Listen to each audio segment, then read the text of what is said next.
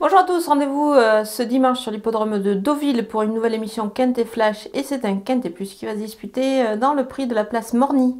C'est un handicap pour 4 ans et plus, la distance 1200 mètres en ligne droite, ça va aller très très vite d'un bout à l'autre.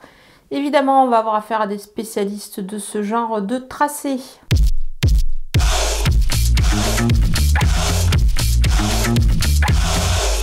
On attaque avec les bases et le numéro 3 Tudouben, bien connu à ce niveau de la compétition par le passé. Il revient dans les handicaps avec des ambitions et une valeur qui lui laisse une chance. En plus, je pense, c'est un grand amateur des tracés réduits pour moi.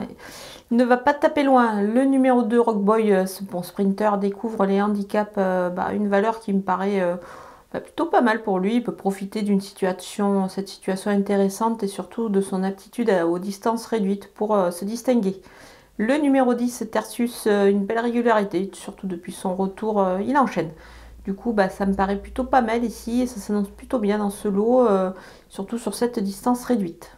Les opposants avec le numéro 6, Centenario, invaincu en 2 tentatives cette année, ça correspond à son changement d'écurie. Le cheval est vraiment irréprochable, alors certes, il a un peu plus de poids sur le dos, c'est logique avec ses victoires récentes. Du coup, pour moi, ça s'annonce un petit peu plus dur pour la victoire, mais je pense qu'il est cependant à retenir pour les places, surtout sur ce tracé réduit. Le numéro 4, Wild West, il a déjà bien couru sur des tracés en ligne droite, il devrait se mettre en évidence ici malgré son poids. Le numéro 14, Whistles and Flute, il a une ligne justement avec Wild West dont on vient de parler. Attention du coup, surtout qu'ici il est associé à Christophe Soumillon. Le numéro 7, Torpen, en 40,5 de valeur, il est capable de bien faire. Il vient de le démontrer justement dernièrement à ce niveau. Donc voilà, moi je vous conseille de le suivre. Mon coup de poker, c'est le numéro 12, White Platine. Il a décliné un engagement sur une distance plus longue il y a 8 jours. Du coup, moi j'aime bien ici le fait qu'il s'aligne dans cette épreuve. Je pense que c'est plutôt bon signe. Il devrait pouvoir bien faire, même si certes il a hérité du 16 en dehors. Mais bon, en ligne droite, on ne sait jamais. En étant dans le bon wagon, ça peut très bien se passer. Les outsiders avec le numéro 11, Forchester, à cette valeur, il a prouvé qu'il était compétitif, on l'a déjà vu à l'œuvre. Du coup, dans ce lot, ça me paraît plutôt pas mal, donc on va quand même le surveiller de près pour une belle place. Le numéro 15, Victory Salute, il a perdu pas mal de poids ces derniers temps, sur ses contre-performances. Du coup, pour moi, ça me paraît plutôt pas mal. Il pourrait pourquoi pas refaire surface à cette valeur. Le numéro 1, Ozan, il a gagné son handicap.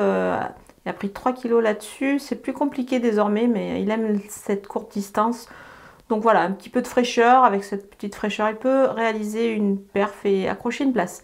Le numéro 8, Chirimiri, évidemment, on le connaît bien aussi à ce niveau de la compétition. Alors certes, il doit rassurer un petit peu sur ses dernières tentatives. Toutefois, son poids est en baisse, donc je vais quand même m'en méfier. Le numéro 5, Purest Time, il a perdu un petit peu de poids, mais il devrait pouvoir quand même du coup en profiter ici et rivaliser dans cette épreuve, mais plus pour une place évidemment.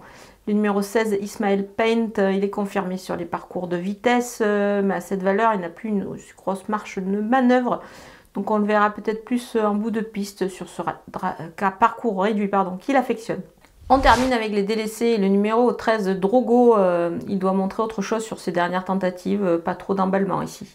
Le numéro 9, Bailey's Blues, ça devient un petit peu compliqué dans cette catégorie. Son poids est en baisse, mais c'est pas évident quand même ici de le voir se distinguer. Voilà, on a passé en revue tous les partants de ce Quintet Plus de Deauville. Je vous laisse avec ma sélection et mes conseils de jeu.